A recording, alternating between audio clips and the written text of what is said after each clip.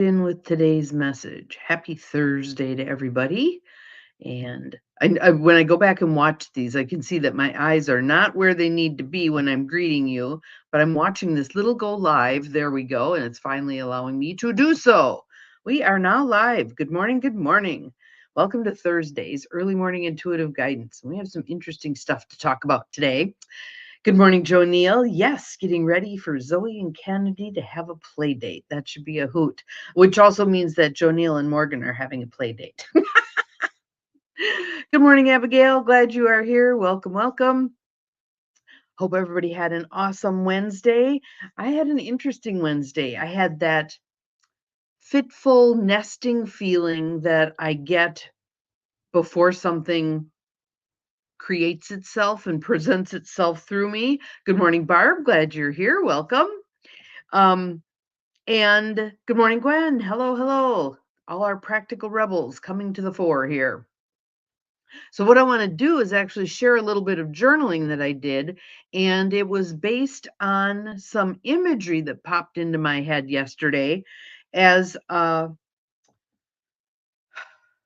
going to say it was more than a nudge, kind of a kick in the pants to reframe what I'm doing and how I'm doing it. Stepping away a little bit more from the Midwest nice and a little more into the provocative way of approaching this thing. And what I'm talking about is the building of pocket neighborhood, cottage court, whatever you want to call it. Good morning, Nancy. Welcome. There's all those flowers. Yes, gardening and moving gravel around and quite the vacation there, girl. You'll have to go back to work in order to rest. So anyway, I think, let's see, how do I want to do this? What I'm hoping this does is provides a prototype for something you might be thinking about or working on that maybe even a little foray into a different way of approaching it might yield some unusual results, some unexpected results, right? Because most of us, women of a certain age, baby boomers, etc., have been trained, groomed to believe that in order to get what we want, we have to be nice. And when we see a woman who is bold and speaks up about what she believes and what she wants, some of us could get uncomfortable. So, and I want to help us change that. I want to help us be forthright in terms of what it is that we believe. Sometimes we're willing to put it on t-shirts. Choose to include, right? Sometimes we may tell our closest friends, but we don't often put ourselves out there um, staking our claim. We have the right to take up some space here, and we have the right to be heard, and we have the right to exercise our free will to create the things that we need and want. So that's kind of where this is coming from. But let's start with a little breath and a little tapping. In through the nose. Good morning, Beth. Out through the mouth. In through the nose. Out through the mouth. In through the nose. Out through the mouth. Feeling yourself grounding, consolidating, becoming more solid, more rooted. The book, If Women Rose Rooted. Excellent. Same kind of concept here. Breathe in. Breathe out. One more. Breathe in. Breathe out. So let me give you a little bit of backstory and then we'll come forward with the work that I did yesterday. Some of you are aware that part of what I'm wanting to work on is doing a deeper dive with my writing, that I've been doing surface skimming as a way to prime the pump, open the portal, however you want to put it, to talk about the more important stuff. What is it I actually want? What is it I actually need? So, was getting the message clearly earlier this week. Okay, enough of the pump priming, get on with it. So, yesterday's wake up call was the crows or ravens, whatever they were, which were not back this morning. Isn't that interesting? Um, Making this cacophony of sound that only stopped when I had the thought, I need to look up crow and raven in my animal speak book.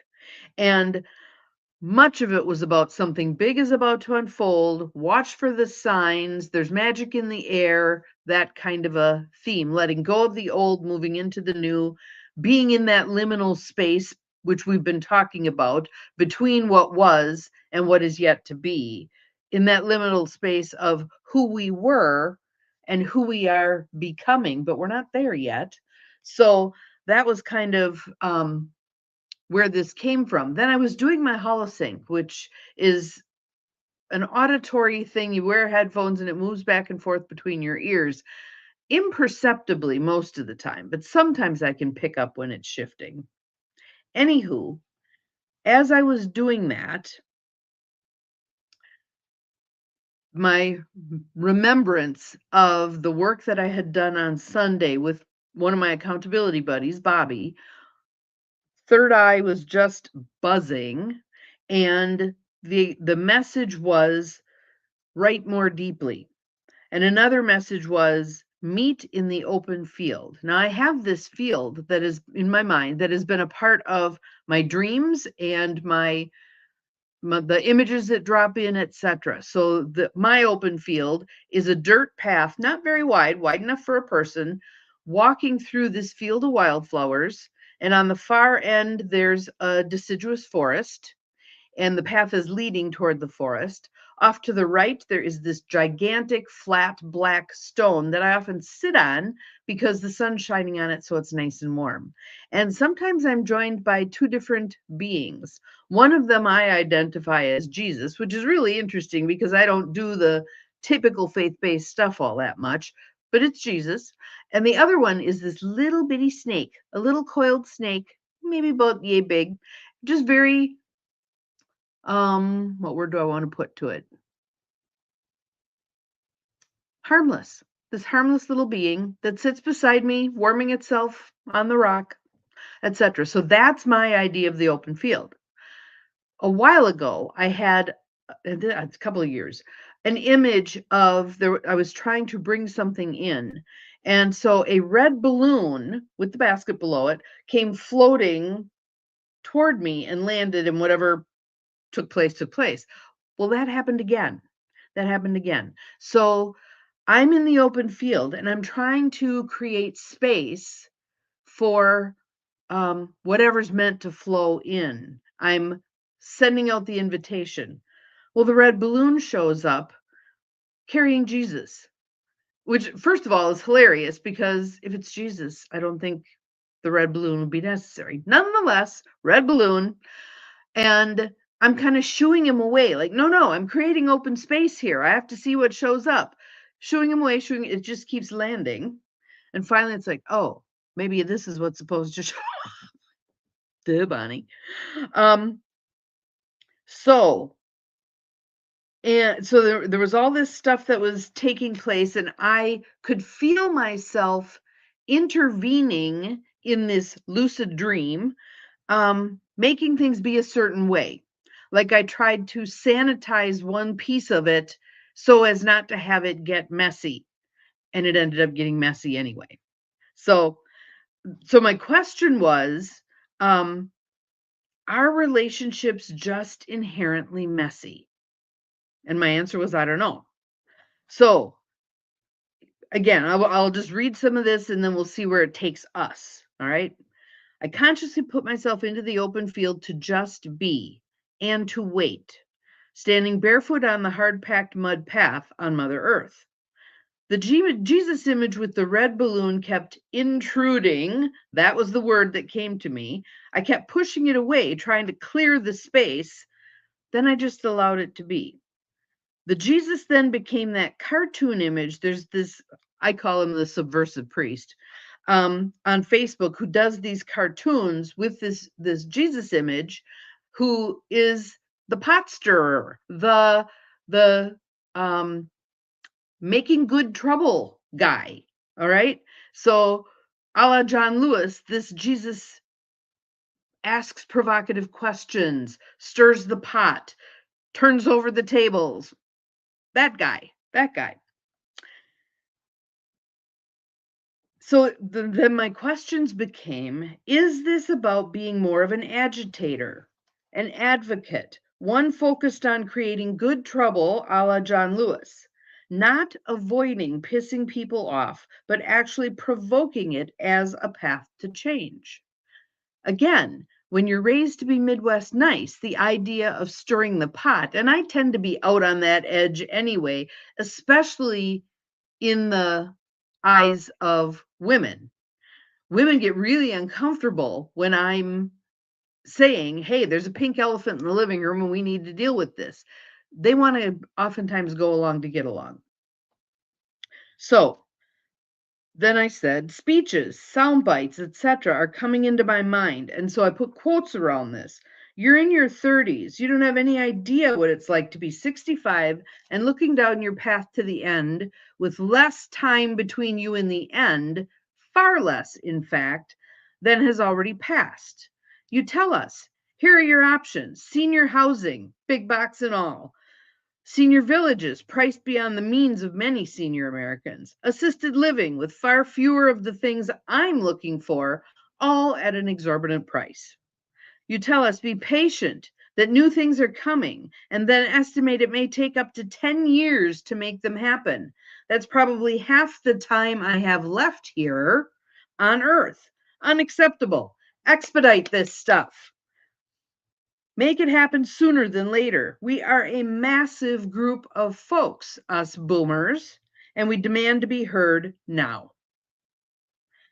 So then I stepped out of that role and said, that felt empowering.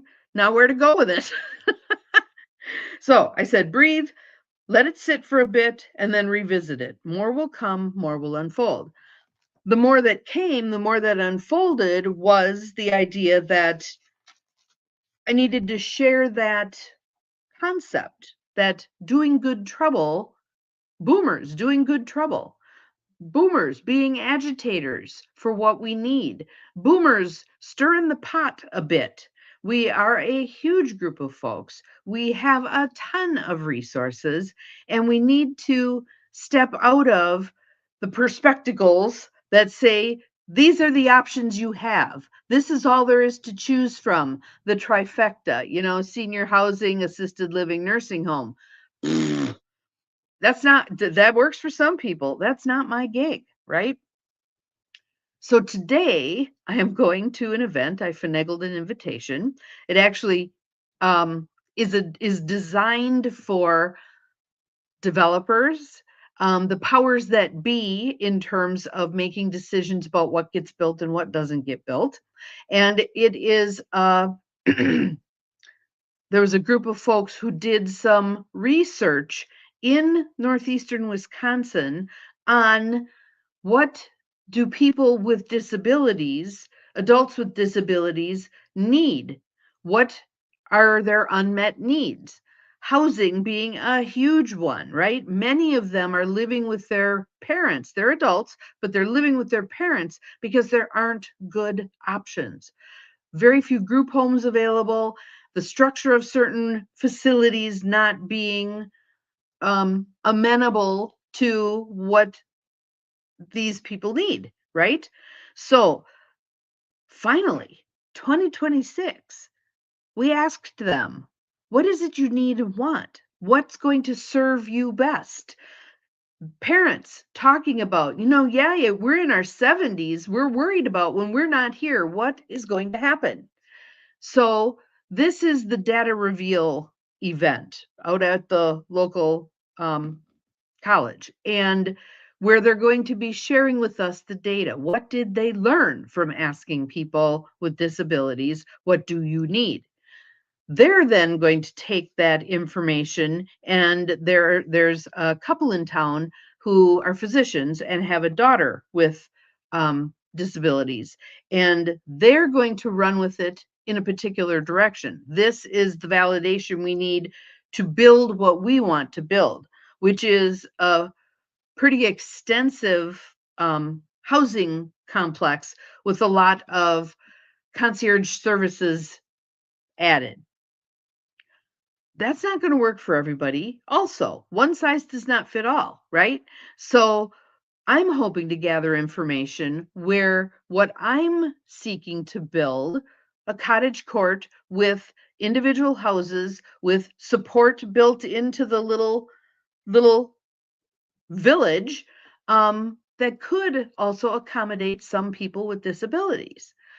Certainly could accommodate seniors, certainly could accommodate single parents who need a village to help raise their children, et cetera, et cetera, et cetera. So I'm hoping to learn some useful, interesting things today, but there may be some aspects of what I just read to you that come into some of my conversations there today. We shall see.